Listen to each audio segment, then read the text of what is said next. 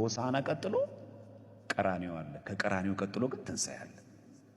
ግድ ነው። በቃ በዓሉን ብቻ ማሰብ ሳይሆን ሂደቱን በደንብ ማወቅ ያስፈልጋል።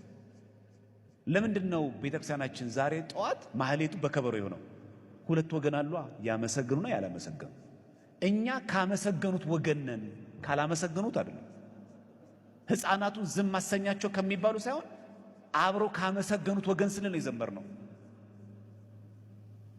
ስለዚህ ሁሉ ጊዜ ሆሳዕና ቀን የቆመ ሰው ቀራንዮ መርሳት ነገ እኮ ሕማማት ይገባል። ከዛ እኮ ስቅለት አለ። ከዛ በኋላ ግን ትንሣኤ አለ። እግዚአብሔር ለዛ በሰላም ያድርሰን።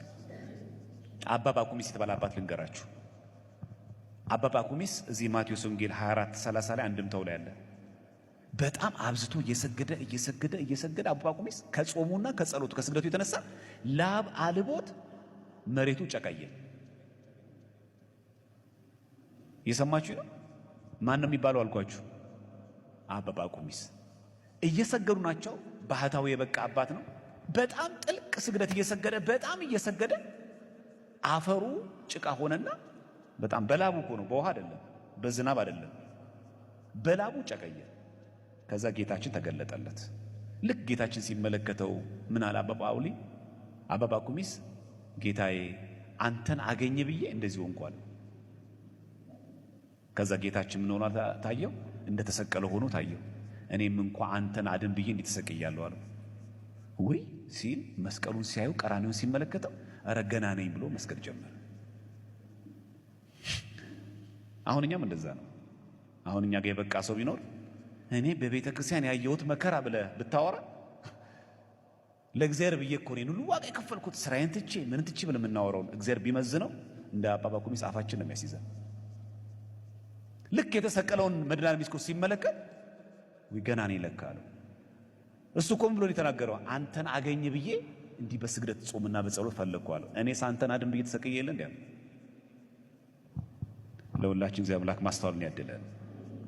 ስለዚህ ዘመን አይነት ማለት ነው በወቅት በጊዜ ከሚደርስብን መከራ ይልቅ መድኃኒዓለም ኢየሱስ ክርስቶስ ለእኛ የከፈለውን ዋጋ እያዩ ይህንን መከራ መናቅ ማለት ነው። ቤተ ክርስቲያን የምታስበው እንደዛ ነው።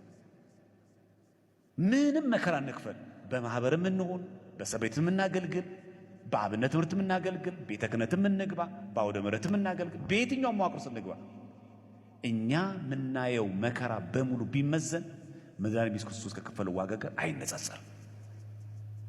እንደኔ የቆመ ያለው እንዳቱ የውድቀት መጀመሪያ ይሄ ዘመኑ ዋጁት ማለት ያ ቀራንዮን ማየት ይገባል። እስቲ ጳውሎስን እንመልከተው እንዴት እንዳየ መከራ። ሁለተኛ ቆሮንቶስ 11:23 ላይ ምን አለ ጳውሎስ መሰላችሁ? እንደውም አለ እንደ እብድ ሰው ላለው አለ ጳውሎስ። እንደ እብድ ሰው ላለው ካለ በኋላ እኔ ይበልጣለሁ አለ። በድካም አብዝቼ፣ በመገረፍ አብዝቼ፣ በመታሰር አትርፌ፣ በሞት ብዙ ጊዜ ሆንኳል። አይሁድ አንድ ሲጎድል 40 ግርፋት 5 ጊዜ ገርፉኛል። 40 ከተገረፈዋል እስራኤላውያን እንደምታውቁት አይሁድ 41ኛ ይገረፍ ተሳስተዋል ብለው እየደጋገሙ 40 ሚሊዮን 40 አልሞላም ደግመህ ትክክል አልቆጠርክም ያሉት 5 ጊዜ ገረፉኝ አለ ጳውሎስ። 3 ጊዜ በበትር ተመተዋል። ስንት ጊዜ? 3 ጊዜ። አንድ ጊዜ በድንጋይ ተወገርኳል። መርከቤ 3 ጊዜ ተሰበራል።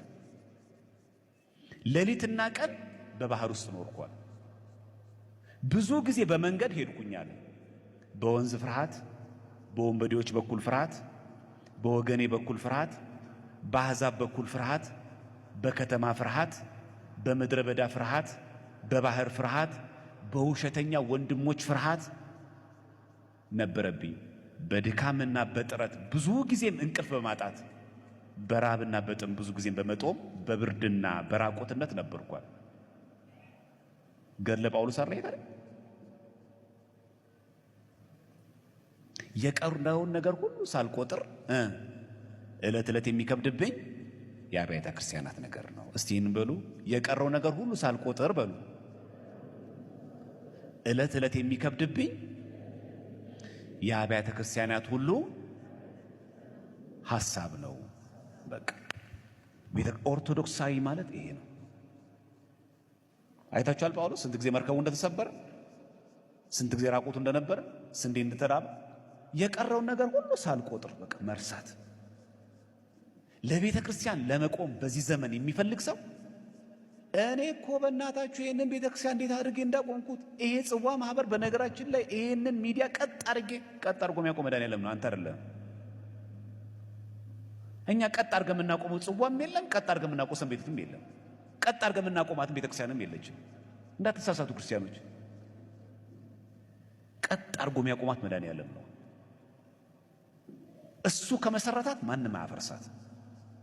እንዳትሳሳቱ።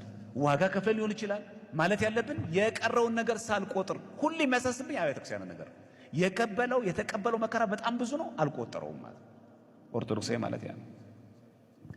እሺ ኦርቶዶክሳዊ የሆነ ዘመናዊ ሰው ምን እንደሚያደርገው የሆሳዕና ቀን መሰብሰብ ነው? ስቅለት ሲመጣ ስግደት ቤተክርስቲያኑን መሙላት ብቻ ወይስ የፋሲካ ቀን ነጭ ለብሰን ብቻ ማስቀደስ ነው? መላ ዘመንን በተጋድሎ መኖር ማለት ነው።